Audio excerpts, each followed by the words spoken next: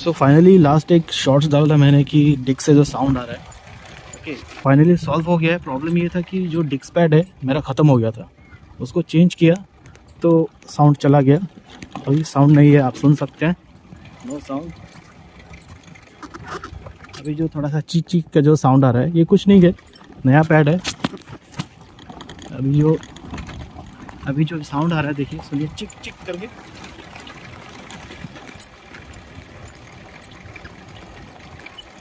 ये साउंड कुछ नहीं है, टेंशन वाली बात नहीं है, क्योंकि नया पैड है ना, तो ये थोड़ा सा डिस्क के साथ लग रहा है जिसकी वजह से ये साउंड आ रहा है। तो कोई प्रॉब्लम नहीं है गाइस। अगर आपका भी साउंड आ रहा है तो सबसे पहले आप डिस्क पैड को चेक कीजिए। वो 2 महीने में भी ख़त्म हो सकता है और 3 महीने में भी ख़त्म हो सकता है, डिपेंड ऑन यूसेज। ओके, तो प्रॉब्लम इज सॉल्व। और पूरा वीडियो मैंने चैनल में डाला है, नीचे लिंक है, उसमें आप देख सकते हैं। सी यू गाइस।